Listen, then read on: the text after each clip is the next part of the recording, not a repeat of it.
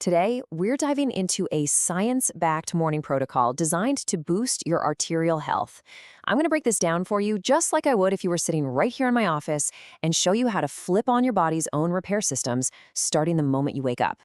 All right, let's get right into it. For decades, we've all been taught that cholesterol is the big bad villain when it comes to heart disease. But what if I told you that by focusing only on that one number, we're kind of missing what's really going on?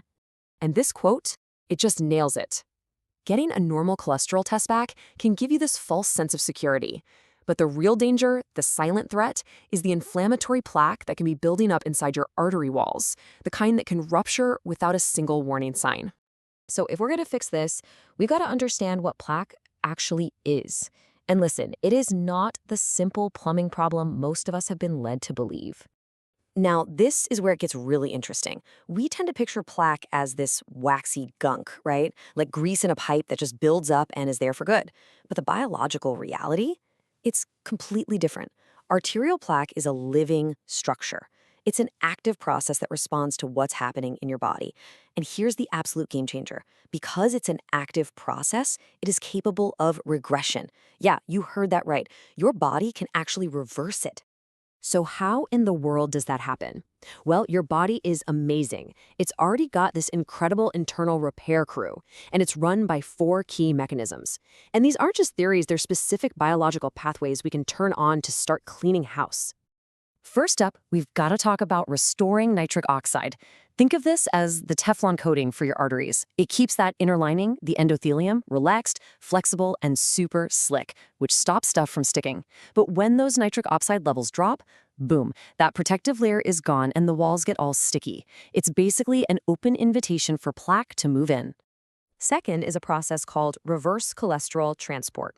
And honestly, this is your body's own garbage collection service. It's not just about having less cholesterol floating around. It's about actively pulling cholesterol out of existing plaque. This whole operation is run by your HDL molecules, but, and this is key, it's not about the quantity of HDL you have. It's about their functional capacity, how good they are at actually grabbing that cholesterol and hauling it out. Okay, mechanism number 3 is all about getting our own immune cells under control. See, inside every plaque, you've got these immune cells called macrophages. They're like the first responders on the scene. The problem is, when they get totally overwhelmed by oxidized cholesterol, they kind of go rogue. They become these pro-inflammatory troublemakers, making the plaque super unstable and likely to rupture. So macrophage modulation is just a fancy way of saying we're going to flip a switch on their behavior, calm them down, and get them to start cleaning up the mess instead of making it worse. And this illustrates it perfectly. We can literally tell the inflammatory macrophages, the arsonists, to transform into resolving macrophages, the cleanup crew. That one little shift stabilizes the plaque and just dramatically cuts the risk of a sudden heart attack or stroke, even before the plaque itself starts to shrink. It's huge. And finally, number 4, endothelial repair signaling. Okay, so deep in your bone marrow, your body keeps a reserve of what are called progenitor cells. Just think of them as a repair crew on standby. When your artery lining gets damaged, a signal goes out and these guys get mobilized to go patch up the holes. This protocol we're talking about, it helps send more repair guys faster to get the job done before plaque even has a chance to set up shop. So you might be thinking, okay, this all sounds great in theory, but does it actually work in the real world? Well, the answer is a resounding yes. A landmarked Israeli study on patients with significant artery blockages found that daily pomegranate consumption led to this: a 35% reduction in the thickness of their arterial plaque over 3 years. That's just staggering. And let's really put that number into perspective. The group drinking the pomegranate juice, their plaque shrank by 35%. But the control group, the ones who did nothing different, saw their plaque actually increase by 18%. This isn't just slowing down a disease. This is a measurable reversal. Okay, so we've covered the why, and now let's get down to brass tacks, the what. This is the exact targeted morning protocol pulled from the research that activates all 4 of those mechanisms we just talked about. Here it is. The base is raw beet juice that's a powerhouse for nitric oxide. We add some freshly grated ginger to help keep your blood flowing smoothly. Then the absolute core, raw minced garlic, which provides allicin to help that HDL cleanup crew work better. The juice of half a fresh lemon gives you vitamin C to help recycle the nitric oxide. A teaspoon of raw apple cider vinegar helps manage blood fats.